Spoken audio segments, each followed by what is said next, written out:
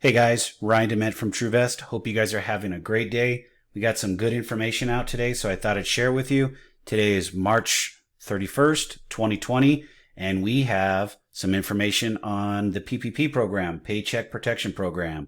So it is on the SBA website. It is now official. It looks like we can actually start applying on April 3rd, 2020 at a lender. I've already had our banking relationship, Chase, reach out to us to update our information, and it looks like everything's going to be done online. So there's going to be no options, at least from Chase's perspective, to be done in person. So double check with your lender. But the other thing is, you can actually go to any SBA 7 lender, and then you can go to any federally insured depository institution, federally insured credit union, farm credit system institution. And then they're saying other regulated lenders, which I've heard that some fintech online entities are going to be able to lend this money to. Not sure on that one. Follow up, but I would have multiple options. Don't just go to your local lender. You don't have to have a relationship with this bank or lender. So I would get 3 or 4 banks to figure out where you're going to get in line first to be able to see that you can get your funds as quickly as possible. And then right below, they actually show the loan details and then the forgiveness. Right here. Consistently, payroll costs, interest on mortgage, rent, and utilities. And this is on the application, this line right here. Due to likely high subscription, at least 75% of the forgiven amount must have been used for payroll. So if you don't hit that threshold of 75%, it sounds like that's not going to be forgiven. So that's a new caveat that you guys need to keep an eye on. Loan payments will be deferred for 6 months. So you don't have to worry about paying them for 6 months. My question here, and I haven't seen it, and I need to read a little bit more. If they're deferred, are they accruing interest or not accruing interest?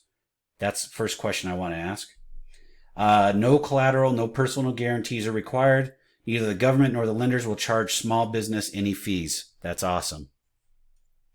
Forgiveness is based on the employer maintaining or quickly rehiring employees and maintaining salary levels. Forgiveness will be reduced in full-time headcount declines or if the salary and wages decrease. The loan has a maturity of 2 years and an interest rate of 0.5%. So they're giving you a little bit of a head start here. So if you wish to begin preparing your application, bada bing, bada boom, here it is. So one of the things that I see in this is this right here is anybody that owns 20% of the entity that's applying needs to fill out questions 5, 6, and 7. Make sure that actually happens. Sorry. I have some notes down here that I'm going through. So then the other piece here in the disclosures, all SBA loan proceeds will be used for the business-related purposes as specified in the loan application. This is an interesting one. To the extent feasible, all purchases, or I will purchase, only American-made equipment and products. And of course, they're having you not have any type of legal activity, so that's not a problem. Again, anybody that owns more than 20% or at least 20% of the business has to fill out these questions and these certifications. I didn't see anything crazy in here. During the period beginning on February 15th, 2020, the ending December 31st, 2020, the applicant has not and will not receive another loan under this program. So one shot. So if you have multiple businesses, you got to make sure that you're clarifying that they're separate entities and make sure the lenders understand that. And then the validation for your payroll so you can get the loan forgiveness is right here. I acknowledge that the lender will calculate the eligible loan amount using tax documents I've submitted. Sorry, the front end piece of it to figure out how much you get. I affirm that these tax documents are identical to those that are submitted to the IRS. I also understand, acknowledge, and agree that the lender can and share my information with an SBA authorized representative, blah, blah, blah, blah. More legal mumbo jumbo. But up here in this one right above it, guys, we have a lot of people that need help.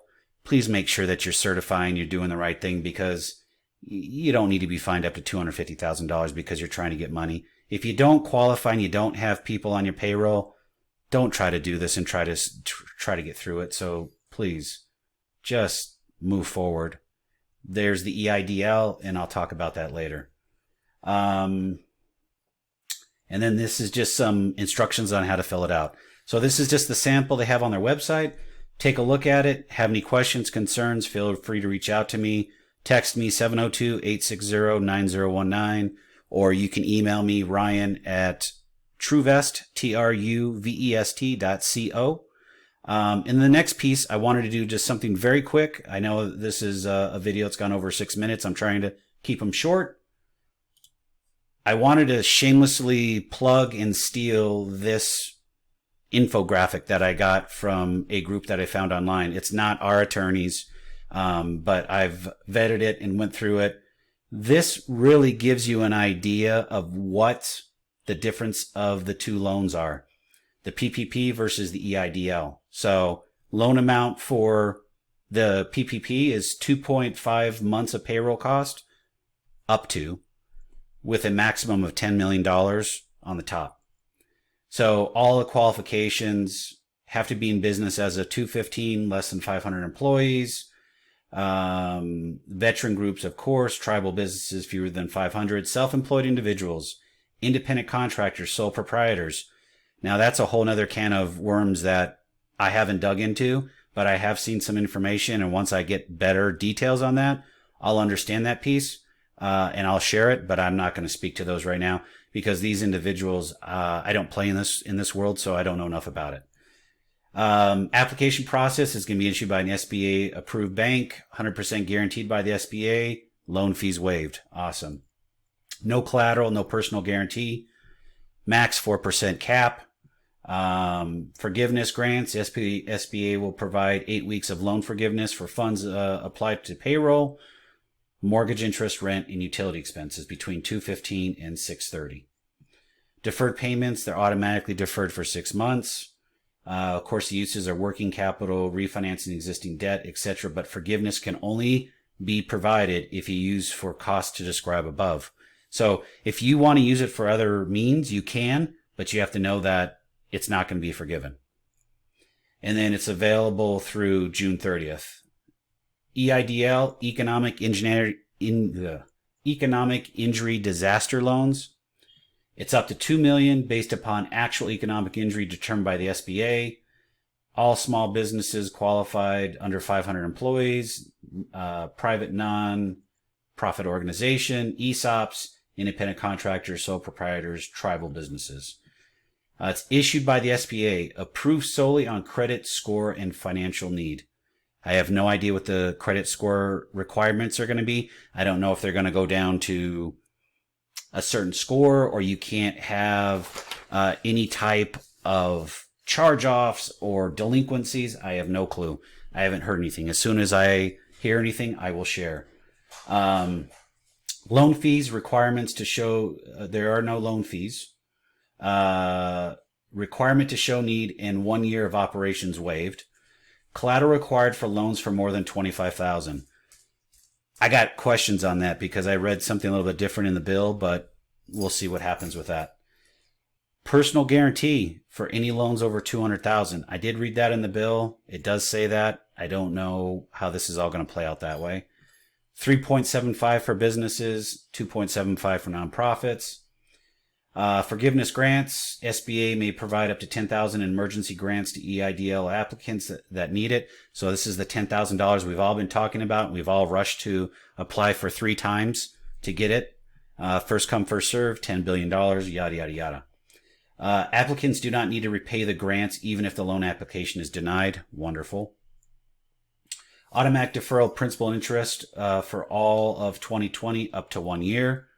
Can be used. Now, again, no strings attached on this one. Working capital, inventory, equipment purchases, real estate payments, and other operating expenses. And grants only available until 12/31/2020. So, with that being said, guys, that's all I have here. I wanted you guys to see what was going on. I was trying to get the right information out there to you guys at the right time. Hope you guys enjoyed the information. Let me know. Have questions, concerns, reach out to me. I'll be talking to you guys on the other side. Stay safe, stay healthy. I'll talk to you soon.